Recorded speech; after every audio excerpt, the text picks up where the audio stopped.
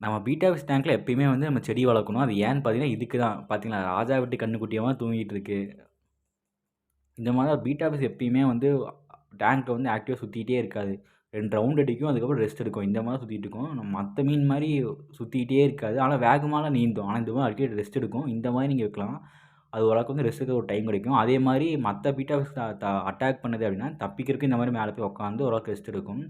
இதுக்காக வளர்க்கலாம். இன்னொரு முக்கியமான விஷயம் என்னன்னு பார்த்தீங்கன்னா, செடி வளர்த்தீங்கன்னா கண்டிப்பா வந்து நம்ம தொட்டிக்கு வந்து நல்லது. தண்ணி வந்து சுத்தப்படுத்தும். எப்படி அப்படின்னு பார்த்தீங்கன்னா, நம்ம மீன் போடுற வேஸ்ட்டு, நம்ம ஃபுட்டு எல்லாமே பார்த்தீங்கன்னா, தண்ணிக்குள்ள இருந்து தண்ணியில மிக்ஸ் ஆகி அமோனியான்னு ஒரு கெமிக்கலா மாறும். அதுக்கப்புறம் நைட்ரேட்னு ஒரு கெமிக்கலா மாறும். அந்த கெமிக்கல் எல்லாம் என்ன பண்ணும், என்ன செடி வந்து உறிஞ்சிரும்.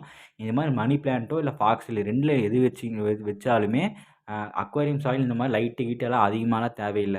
நீங்க நார்மலா தொட்டியில போட்டாலே இது மாரி நல்லா வளர ஆரம்பிச்சுரும். அதே மாரி குட்டி மீனுக்குலாம் நீங்க கண்டிப்பா வந்து செடி வளங்க. ஏன்னா குட்டி மீன்லாம் அதிகமா சாகுறதே தண்ணி கெட்டு போறனால தான். நம்ம தண்ணி கெட்டு போச்சுன்னு சொல்லி தண்ணி மாத்துவோம். அப்போ கூட குட்டி மீன்லாம் சாக ஆரம்பிச்சுரும். தண்ணி மாத்தும்போது கூட டெம்பரேச்சர் மாறும்போது, நம்ம தண்ணி எடுக்கும்போதெல்லாம் குட்டி குட்டி மீன்லாம் சாக ஆரம்பிச்சுரும். அதுக்கெல்லாம் இந்த மாரி நீங்க மணி பிளான்ட் போட்டீங்க அப்படின்னா, நைட்ரேட்ட கம்மி பண்ணணும். நைட்ரேட்ட உறிஞ்சு எடுத்துரும். அதே மாரி என்ன ஆகும்னு பார்த்தீங்கன்னா, தண்ணி மாத்துற டைம் உங்களுக்கு வந்து கொஞ்சம் அதிகப்படுத்தி கொடுக்கறனால என்னன்னா, குட்டி ஓரளவுக்கு வந்து பொழச்சு உங்களுக்கு வந்துரும்.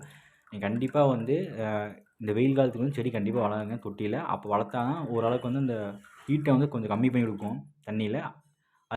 அதே மாரி பீட்டாவ ஸ்பீட் பண்ணுறீங்க அப்படின்னா, பபிள்னஸ்லாம் அந்த மணி பிளான்ட்டோட இலையில போய் அடியில போய் கட்டும். அப்படி கட்டுச்சுன்னா ரொம்ப ஸ்ட்ராங்கா இருக்கும். காத்தடிச்சும் கலையாம ரொம்ப ஸ்ட்ராங்கா இருக்கும். அதுக்கு நீங்க யூஸ் பண்ணிக்கலாம். இந்த வீடியோ உங்களுக்கு யூஸ்ஃபுல்லா இருந்துச்சுன்னு நினச்சீங்கன்னா, இந்த வீடியோக்கு லைக் போட்டுருங்க. இந்த மாரி மீன் வளர்ப்ப பத்தி பல வீடியோ நம்ம தினமும் போட்டே இருக்கோம். அதெல்லாம் பார்க்கணும்னு நினச்சீங்கன்னா, நம்ம சேனல் சப்ஸ்கிரைப் பண்ணி பெல் சிம்பல் பிரஸ் பண்ணி வச்சுக்கோங்க. Thank you.